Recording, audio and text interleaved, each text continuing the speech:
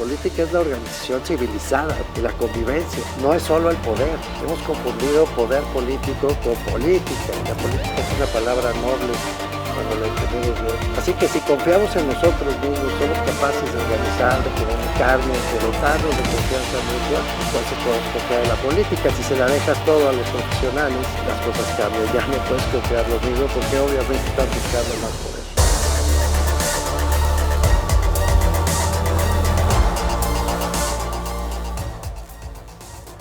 Bienvenidas, bienvenidos. Hoy vamos a conversar con una de las personas que seguramente conoce más y mejor el proceso de transición a la democracia en México y sus antecedentes y sus secuelas. Ricardo Becerra ha sido no solamente un estudioso del tema, uno de sus libros escrito en coautoría con José Woldenberg y Pedro Salazar, La mecánica del cambio político en México, pues es el clásico sobre esta complicada materia, y además ha producido series de televisión premiadas en México y en el extranjero, en fin. Conoce al revés y al derecho el proceso democrático mexicano y él mismo ha participado dentro del órgano electoral en distintos momentos de la historia del IFE y del INE. Y hoy es el presidente del Instituto de Estudios para la Transición Democrática. Es un privilegio, querido Ricardo, que estés en esta conversación. Gracias por venir. Al contrario, Mauricio, el honor es todo mío, el gusto y el placer estar contigo también. Gracias, querido Ricardo. Déjame empezar por lo obvio. ¿Dónde estamos? Porque tú has estudiado la transición a la democracia. ¿Este concepto, esta idea de la transición a la democracia, tiene sentido en este momento histórico del país? Bueno, Mauricio, tuvo mucho sentido, creo yo. Hace 25 años que concluyó. La transición a la democracia fue uno de los procesos estructurantes, digamos, de la modernidad mexicana. Okay. Al lado del gran cambio demográfico, ¿no? que nos trajo 35 millones de nuevos mexicanos entre 1980 y el año 2020, más o menos. Sí. El cambio económico, el cambio estructural en la economía, y junto a esos dos grandes procesos estuvo el cambio político, la transición democrática. Sí. Creo que en los dos previos hay muchos déficits, pero en el proceso de transformación o de transición democrática sí lo logramos. Sí. Lo logramos, te incluyo a ti como consejero de aquel cuerpo colegiado que protagonizó las grandes novedades que trajeron a la democracia en México, ¿no? En 1997, cuando tú eras consejero, sí, se organizó la elección en la cual el PRI dejó de ser mayoría en la Cámara de Diputados, es decir, empezó la época de los gobiernos divididos, sí, y la izquierda mexicana reclamó para sí, sí, la capital de la República de la mano de Cuauhtémoc Cárdenas, ¿no? Sí, sí. Luego, en el año 2000, vendría la alternancia en el Poder Ejecutivo, pero sí, la transición estaba dada en un sentido muy profundo. Déjame interrumpirte, perdón, sí, Ricardo, déjame interrumpirte para entender eso. Tú dijiste hace un momento que hace 25 años, déjame insistir en esto, ¿empezó o hace 25 años concluyó desde tu óptica la transición a la democracia? Concluyó incluso. Concluyó. ¿Y cómo claro, llamas a lo que vino después? Exacto. La democracia. Una democracia imperfecta, destartalada, digo yo, desgraciada también, okay, por los muchos procesos que al mismo tiempo empezaron a organizarse y digamos a desplegarse al lado de la propia democracia. Okay. Pero bueno, decía yo que en el año 2000, bajo aquel Consejo General en el que tú participaste tan brillantemente, gracias, en ese Consejo General se dio por primera vez la alternancia en el Poder Ejecutivo Federal, sí, y después de 200 años, Mauricio, sí, amigos, amigas, después sí, de 200 años de vida independiente, sí, por primera vez México pudo transitar o transmitir el poder público en paz sin violencia Sí, y sin que descarrilase en guerra civil o en golpes de Estado, ¿no? sí, Eso sí, lo pudo hacer este país, sí. digamos, de 1977 al año 2000, al año 1997. Lo que Ok. vino después fue otro proceso en el cual esa democracia empezó a crecer, empezó a florecer, empezó a mostrar muchas taras, muchos problemas, pero yo creo que fue acompañado de dos procesos endemoniados que la Endemoniados. acabaron carcomiendo, Mauricio. Sí. El primero es Antes de eso, un... déjame sí, interrumpirte para dejar la parte previa sí. pues, razonablemente clara, ¿no? Yo escucho estos debates que se dan una y otra vez sobre si realmente hubo transición, si a esa cosa le podemos llamar democracia. Tú estás poniendo un punto fuerte sobre la mesa, dices la transición a la democracia fue antes del 96, si te estoy siguiendo bien, 96, 97, y después tuvimos ya un régimen democrático, ya lo calificaste destartalado, con muchos problemas, pero ya era democracia. Estoy entendiendo, querido Ricardo, que tú sitúas el principio de la transición con la reforma electoral de Reyes Heroles en 76, 77. Ok, Así es, ok. ¿sí? Como tú lo haces en tu libro de la transición votada, por cierto. Sí, señor. Sí, pero estoy platicando contigo. Bueno, Entonces, tú das por hecho eso. Es decir, la democracia nace con este proceso de pluralidad política, en donde el PRI empieza a perder mayorías, los partidos de oposición, particularmente, te acompaño en el razonamiento, PAN y PRD, y déjame, antes de ir a hacer un corte, dejar esta inquietud que seguramente desarrollaremos más adelante. Se crea un nuevo régimen de partidos en esos años, 3 grandes partidos políticos. sí, un nuevo régimen político en realidad. Es decir, por primera vez el voto de las y los ciudadanos es lo que determina el triunfador y el cargo a la presidencia de la Y República a todos y los también la demás. formación del poder legislativo. Por primera vez, Y con gobiernos limpieza, estatales y municipios y cámaras de diputados exactamente, locales, todo lo demás. todos los órdenes de la vida pública de México. Es un cambio mayor Sí, que fue lento, pero sí, al que llegamos, creo yo, con ventura sí. en los años 97-2000. Ok, Después, a partir del siglo XXI, ok. la historia se complicó, se enredó y lo que vivimos De es eso. una democracia, en efecto, lo que yo llamo una democracia desgraciada, ¿no? Desgraciada. Vamos a hablar de la democracia desgraciada, si te parece, después de un corte, querido Ricardo, para no dejar el cable suelto. Nos ha quedado perfectamente clara la primera idea planteada. Vamos a un corte, estamos hablando con Ricardo Becerra, uno de los mayores expertos de este país, al hablar de democracia y de transición a la democracia y todo lo que rodea este concepto. No se vayan, volvemos enseguida. Gracias.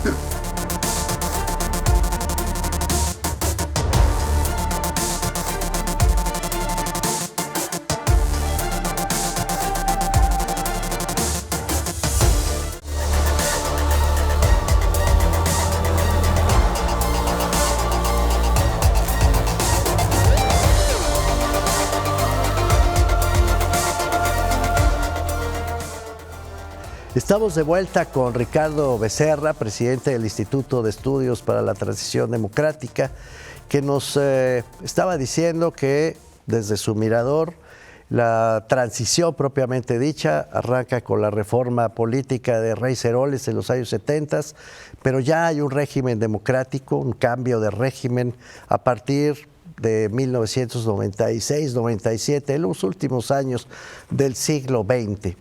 Y luego arranca la democracia desgraciada, dices, Ricardo. Sí. ¿Se desgració?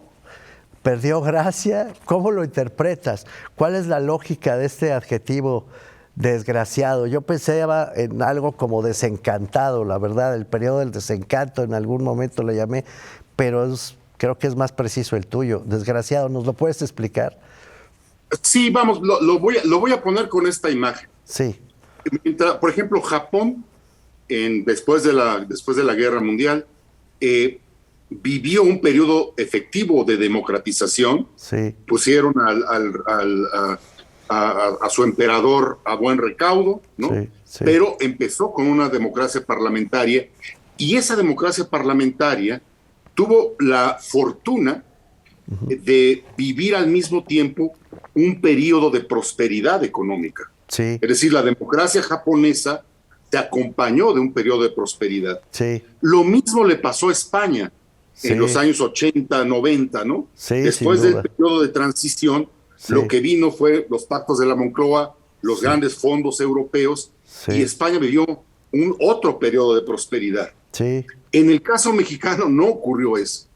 En el caso mexicano lo que ocurrió fue, llega la democracia, Sí. y luego viene un periodo desgraciado, Sí. de estancamiento económico prácticamente secular. Bueno, ya desde Durante- el 94, ¿no? Con el famoso error de diciembre. Claro, ya veníamos ya muy mal, pero después del 94 hubo un crecimiento económico muy importante, 96, 97, 98, 99, incluso el año 2000, Sí. que parecía que encarrilaban a México a un periodo de cierto crecimiento. Ok. Pero lo que ocurrió fue lo contrario. Y no hemos salido de ese periodo de estancamiento prácticamente en ninguno de los años del siglo XXI. Ok. Luego vino la terrible crisis financiera de 2007 y 2008 sí. para remachar y para sellar con plomo y piedra Sí. este periodo de estancamiento secular. Y ahora la guerra, Pero- querido Ricardo, que no trae buenas noticias económicas tampoco. Sí, claro. Y la pandemia. Y luego está el periodo en 2006, 2007 de la creciente violencia y la creciente inseguridad pública que vive México, problema del que no podemos salir, y que tanto en Jalisco como en otras Pues en partes todo del el país. ciudad Este programa se ve viven por con todos lados y efectivamente no. Otra- La gente de Michoacán, de Zacatecas, de Tamaulipas, suma y sigue, Sí. ¿no? La Sí, está claro. pasando muy mal. Ese es otro proceso desgraciado que acompaña a la democracia. Sí. Pero hay otros procesos desgraciados dentro de la propia democracia que tú has documentado muy bien. Es decir, se enquistó en el proceso de alternancias y de recambios, pues una clase política que resultó ser francamente corrupta, ¿no?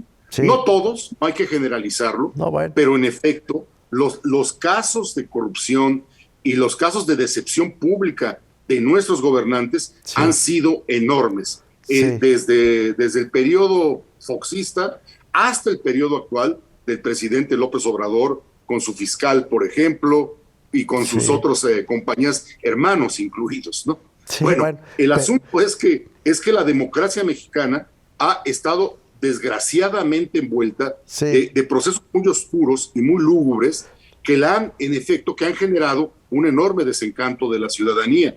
Y ese es el caldo de cultivo con esos componentes del populismo en el que vivimos hoy. Ahora, efectivamente, problemas económicos, problemas de gobernabilidad básica, que así se le llama a un Estado que no logra garantizar la seguridad de sus ciudadanos, de cualquier persona en su territorio, y esta clase política que es heredera de la transición y del principio de la etapa democrática de pluralidad, y que se vuelven juniors, Ricardo, lo dices bien, también en los gobiernos de los estados, también en los municipios. Abusan obsesivamente del ciclo electoral, usan el dinero público para comprar voluntades, para ganar las siguientes elecciones, mucho más que para resolver los problemas públicos del país. Esa mezcla, dices tú, se vuelve una mezcla que da como secuela un malestar que acaba desembocando, te estoy interpretando bien, en el 2018. Así es. El caldo de cultivo yo lo quiero simplificar de esta manera. Teníamos fenómenos muy decepcionantes de corrupción, casi inverosímiles, ¿no? Por ejemplo, lo que pasó en Chihuahua o en Veracruz, ¿no? Inverosímiles. Tuvimos problemas muy graves de inseguridad, lo seguimos teniendo, pero hay dos cosas muy importantes, Mauricio, creo yo. El descenso de las expectativas de mejora de vida. Es decir, los mexicanos perdimos la esperanza de que nuestros hijos iban a vivir mejor que nosotros. Okay.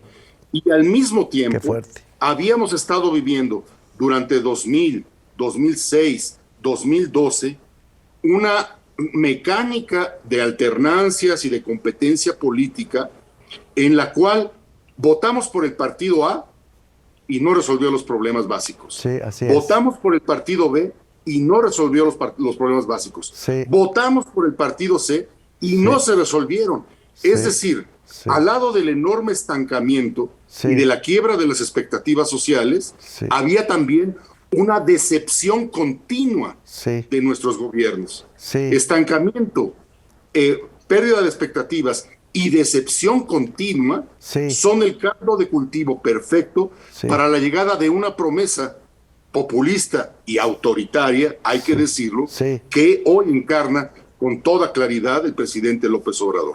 Él engloba, y creo que ya nos quedan apenas unos segundos, entonces solamente déjame enunciar para retomar esto después del corte, querido Ricardo, pero el presidente engloba todo el periodo que acabas de describir como si fuera una sola cosa, que es la etapa neoliberal. Así es. Es decir, lo que tú identificas con la democracia, el presidente lo identifica con el neoliberalismo y pues carga parejo, ¿no? ¿Te parece que hablemos en particular de esa supuesta identidad de la noche neoliberal y la democracia asociada al populismo que promueve el presidente López Obrador después del corte, para dejar esta pregunta puesta sobre la mesa? No se vayan. Vamos a regresar a este punto en particular que es muy importante para nuestros días con Ricardo Becerra. Volvemos en un momentito.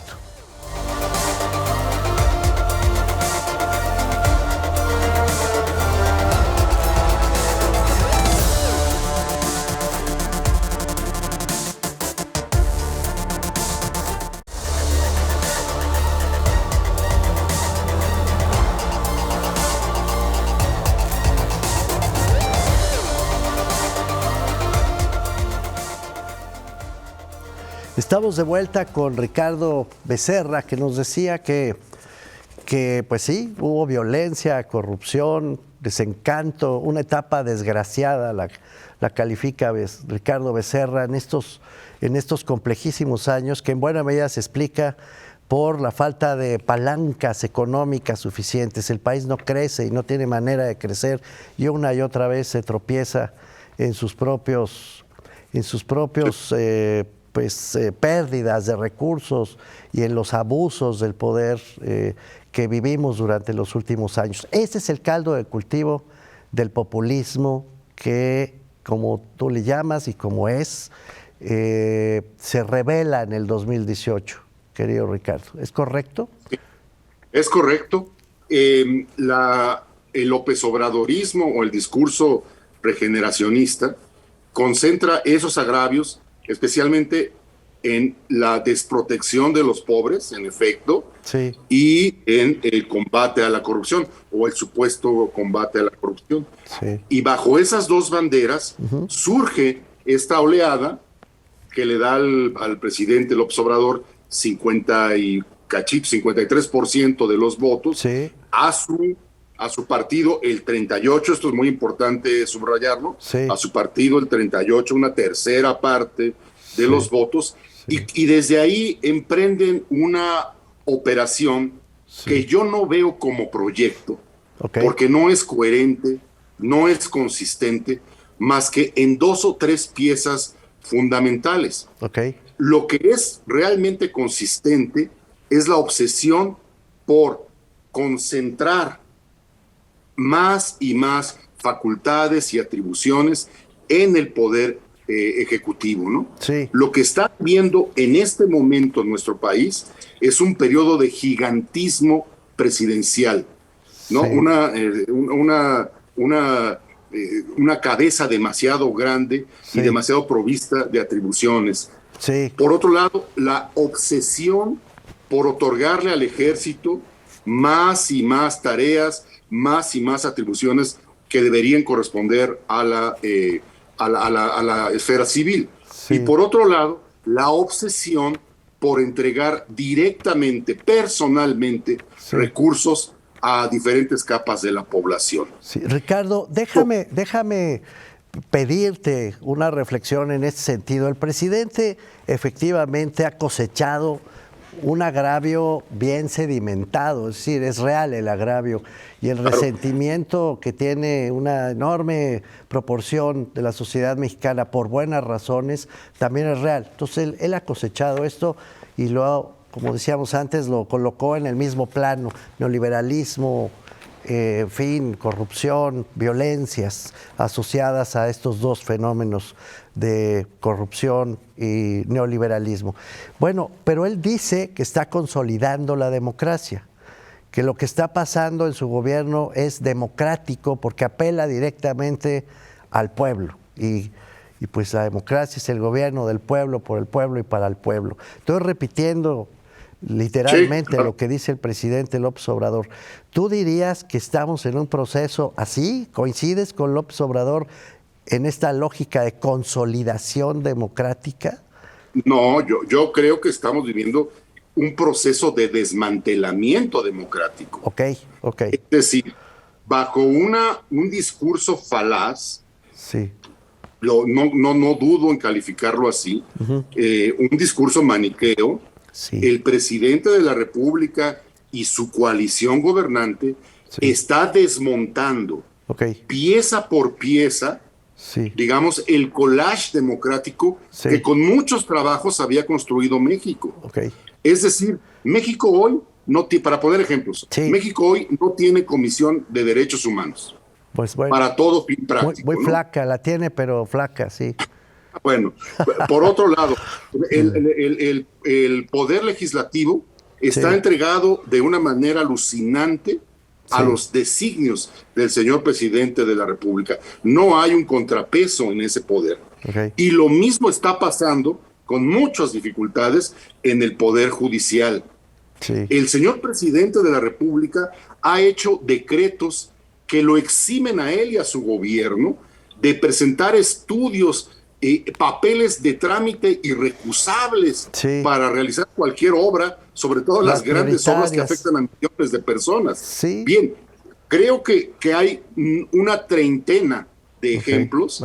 Hace muy recientemente, por ejemplo, acaban de modificar sin respetar el proceso legislativo, la ley electoral, para que los funcionarios públicos puedan intervenir en la revocación de mandato, etcétera. Es decir, nosotros en el Instituto de Estudios para la Transición Democrática tenemos enlistados más de 34 momentos en los cuales se demuestra que el presidente de la República y su coalición están desmontando efectivamente muchas de las piezas que conforman eso que yo llamo el collage democrático de México. Y en ese riesgo estamos. Nos queda un minuto, Ricardo. ¿Hay antídoto? Hay un antídoto no ideológico, no solo desde lo deseable. ¿Hay un antídoto, en serio, a este desmantelamiento? Por fortuna todavía tenemos instituciones, actores y procesos que actúan democráticamente. Lo vimos, por ejemplo, con la marcha de las mujeres, ¿no? O lo vemos con nuestra prensa tan activa y tan contestataria y tan crítica que, por fortuna, hace una opinión pública importante. Pero también tenemos a las elecciones, Mauricio, como bien lo sabes. Creo que, por ejemplo, en el año 2021 se constató que el López Obradorismo o el morenismo, con todos sus aliados, no son mayoría en la votación efectiva nacional. Esa es una reserva ciudadana, cívica y democrática que está ahí para los siguientes años. Ricardo, querido, se nos va el tiempo como agua cuando hablamos con gente inteligente como tú y clara. De veras, muchas gracias. Se nos fue el tiempo. Esta democracia desgraciada, como la llamaste, a pesar de todo, es recuperable, sostienes al final de tu intervención. Con eso déjame quedarme. A pesar de todo, puede ser recuperable. Muchas gracias por acompañarnos de veras en esta conversación. Un honor, Mauricio, un honor. Un placer contigo, querido Ricardo. Y nada, nos vemos en la siguiente conversación. Muchas gracias.